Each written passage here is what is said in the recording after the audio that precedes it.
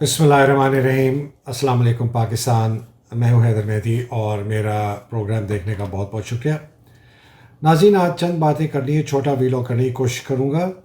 सबसे पहले इमरान का इंटरव्यू जो कामरान खान साहब के साथ हुआ, उसके बाद जो प्रेशर आ रहा है पाकिस्तानियों के ऊपर, सिविलियंस के ऊपर भी और फ़ौजियों के ऊपर भी, और बाजवा साहब के पास ऑप्शंस जो हैं जिनकी मैंने पिछले बात की थी, उनसे चंद सवाल उठाना चाह रहा हूँ कि वो इसको पाकिस्तान को कहाँ लेके जाना चाहते हैं। लेकिन सबसे पहले एक छोटा सा आपको अपडेट दे दूँ। मेरे ख़िलाफ़ सेडिशन के चार्जेस में नॉन बेलेबल ऑफेंसेस के केस फ़ाइल किए जा रहे हैं, और जिस तरह पिछली दफ़ा बताया था, लोगों को पकड़ के उनको टॉर्चर करके मार पीट के मेरे ख़िलाफ़ कन्फेशंस ले रहे हैं कि मैं जो लिखता हूँ मैं नहीं, जो वो साहब लिखते हैं या वो साहब जिन लोगों को उठाया वो लिखते हैं, इसलिए कि वो इंस्पायर होते हैं मेरे वीलॉग से और आदिल राजा से और सदीक जान से। वो चाह ये रहे हैं कि हमारे ख़िलाफ़ सेडिशन का केस हो कि हम लोगों को वरगला रहे हैं। तो ये तो बात एक जगह है। बहुत ज़्यादा मेरे ख़िलाफ़ एक पूरा तूफ़ान खुल गया है सोशल मीडिया पे। अल्हम्दुलिल्लाह रब्बिल आलमीन, कोई फ़िक्र की बात नहीं। बात अब सारी आ गई है कि जनरल बाजवा से कि ये जो हम सवाल पूछते हैं और जो हम ये बातें करते हैं वीलॉग में, हम क्यों करते हैं।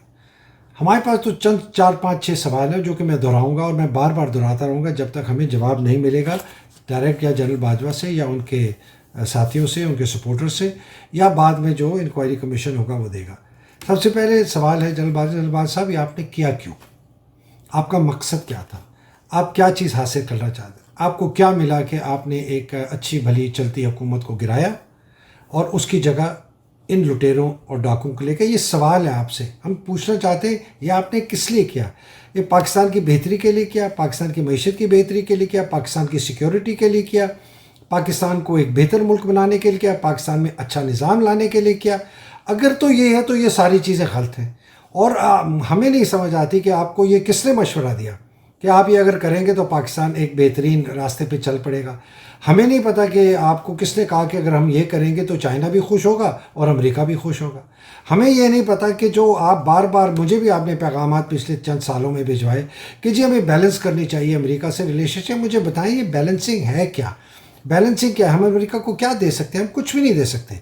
हम अमेरिका को बेसिस दे सकते हैं, अमेरिका को ओवरफ्लाइट दे सकते हैं, अमेरिका को हम ये कह सकते हैं कि हम कश्मीर का मसला छोड़ देंगे, अमेरिका को ये कह सकते हैं कि हम मोदी के साथ ताल्लुकात अच्छे रखेंगे, ट्रेड उनसे करेंगे, हम चाइना से अपने ताल्लुकात कम कर देंगे, ये तकरीबन ख़त्म कर देंगे। हम अब्राहम अकॉर्ड जो है जिसके अंदर आपने मिडल ईस्टर्न ममालिक को अमेरिका में डाला है कि जी इसराइल को रिकगनाइज़ करें, हम इसराइल को रिकगनाइज़ कर देंगे, और सबसे बड़ा हम न्यूक्लियर हथियार दे कर देंगे। ये इसके अलावा हम अमेरिका को क्या दे सकते हैं? हमारे तो पास तो कुछ, हमने तो चाइना के साथ अपनी सालमियत के लिए, अपनी डेवलपमेंट के लिए हमने उनसे किया, और हम चाहते हैं कि हमारे के साथ। तो ये तो बड़े बहुत सिंपल से सवाल। भाई साहब, सबसे बड़ा तो सवाल ये है कि ये आप कब तक लेके चलेंगे इस चीज़ को? मुझे लोग कहते हैं तुम बाजवा साहब के पीछे भूंड की तरह पड़ गए हो। मैंने कहा मेरी बात सुने, मैं उस चोर को गालियाँ दूँ जो चोर जिसने आके मेरा घर लूटा, या मैं उस चौकीदार को गालियां दूं जिसने मुझे चोर को घर में दाखिल होने दिया है और अभी तक वो पहरा दे रहा है, और वो चोर अभी तक मेरे घर में है और वो अभी तक लूट रहा है? मैं किसको गालियां दूं? वो चोर तो पैदाइशी चोर है, ख़ानदानी चोर है, जरदारी की तरह ख़ानदानी चोर है, शरीफों की तरह ख़ानदानी चोर है, शहबाज शरीफ की तरह ख़ानदानी चोर हैं ये लोग। किसको नहीं पता ये चोर हैं, लुटेरे हैं, डाकू हैं? मैं उनको गालियाँ दूँ, या वो चौकीदार जिसके ऊपर मैंने अपनी सारी कमाई का 70, 75, 60% खर्चा मैंने उसको दिया, कि उसको हथियार लेके दिए, उसको डांग लेके दी, उसको मोटा ताज़ा हटा कट्टा किया कि तू मेरे घर की पैरा देगा, और तूने घर खोल के अंदर जाने दिया। मैं उस चौकीदार को बुरा कहूँगा या मैं उन चोरों को जो अंदर हैं? ये तो सवाल जनरल बाजवा से हम पूछ रहे हैं, और ये सवाल मैं पूछ रहा हूँ जनरल बाजवा साहब के। मैं सेडिशन कैसे कर रहा हूँ? मैं तो ये कह रहा हूँ कि पाकिस्तान की अब सबसे बड़ी सिक्योरिटी रिस्क है, इसलिए आपने पाकिस्तान की सालमियत को दाव पे लगा दिया। आपने गैर मुल्क के साथ मिल के ये कॉन्स्पिरेसी की।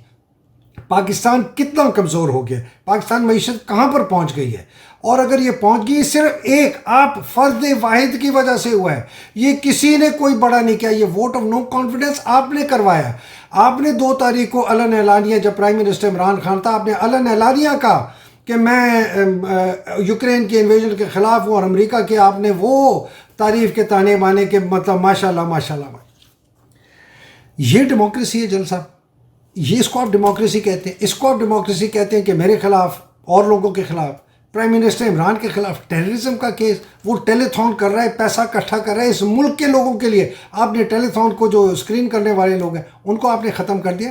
یہ جواب آپ نے دینے جل صاحب، آپ نے ہم سے نہیں مانگنا۔ مجھے کہتے ہیں پیغام بھیجا گیا کہ حیدر چپ کر جاؤ نومبر تک بس، اور جنرل باجوہ کا نام نہ لیا کرو جب تم کرٹیسائز کرتے ہو۔ تم مجھے کہتے ہیں تم نواز شریف کو جتنی مرضی گالیاں دو، شہباز کو گالیاں دو، زرداری کو گالیاں دو، بلاول کو برا کہو، مریم کو برا کہو، لیکن باجوہ کا نام نہ لو۔ میں نے کہا واہ واہ واہ، جو اس سارے فساد کی جڑ ہے، جس نے یہ سارا فتنہ پیدا کیا، جس نے پاکستان کو تباہی اور بربادی کے راستے پہ لگایا، اس کو آپ کچھ نہ کہو۔ باقی جو اس نے چھوٹے ٹٹپنجی لا کے بٹھا دی، جو لوٹ مار کا بھی کر رہے ہیں اور کرتے رہیں گے جب تک ان کو وہ فارغ نہیں ہوں گے، ان کو کہتے رہو، ان کو گالیاں دو۔ ماشاءاللہ ماشاءاللہ۔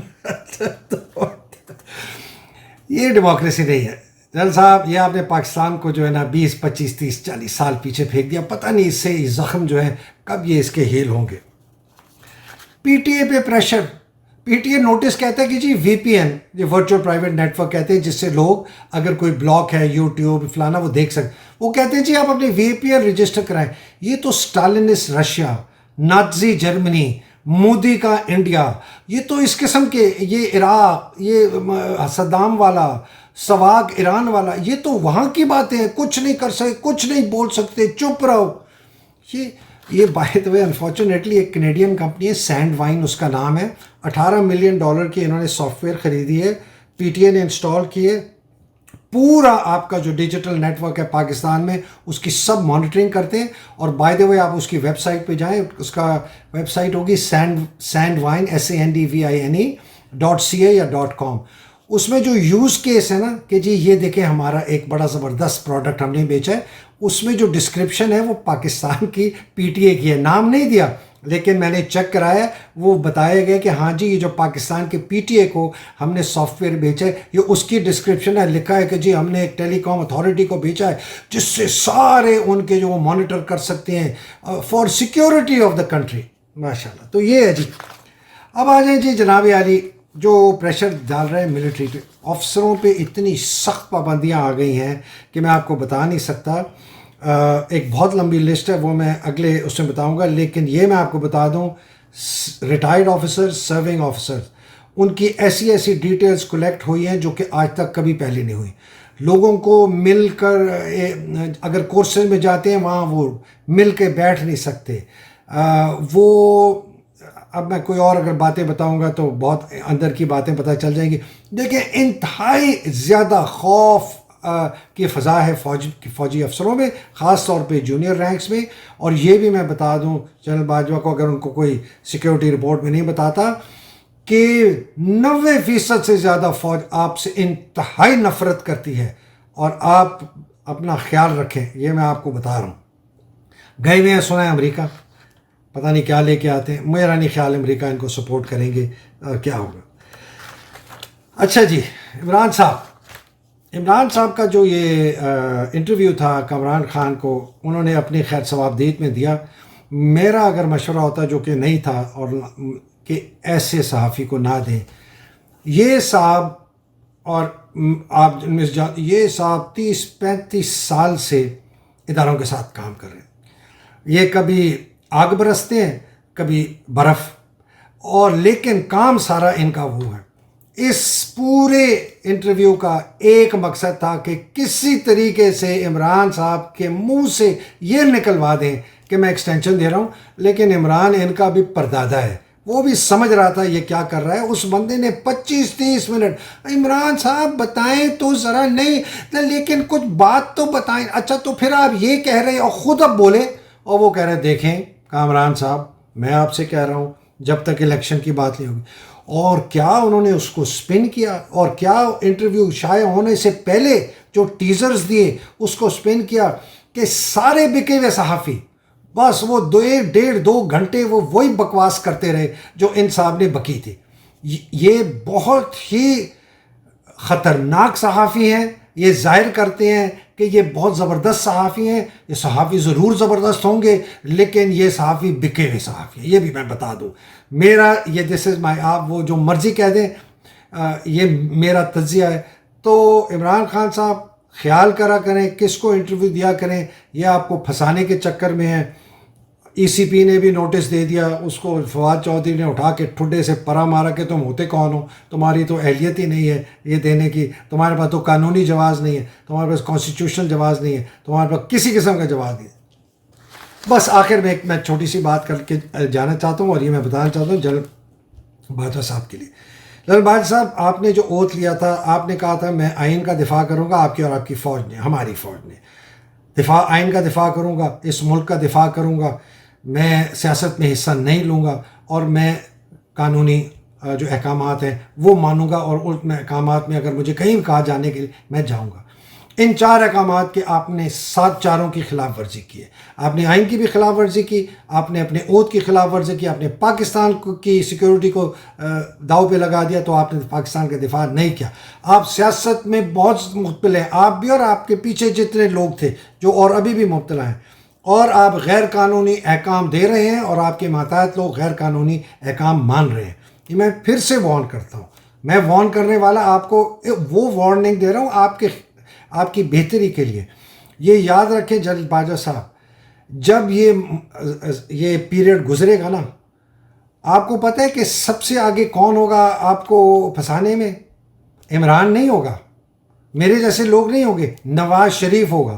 نواز شریف نے ابھی 1.5 مہینہ پہلے کھلی گیدرنگ میں کہا کہ سارے فساد کی جڑ باجوہ ہے, میں باجوہ کو کبھی بھی نہیں چھوڑوں گا, آپ جتنی مرضی اس کے منتے ترلے کر لیں, یہ سارا رجیم چینج بھی اگر آپ نے اس کو منانے کے لیے کیا ہے, جو مرضی کر لیں, وہ آپ کو نہیں چھوڑے گا. اس کے غصے سے ڈریں, اس کا غصہ شر کا غصہ ہے, اس کے غصے سے ڈریں.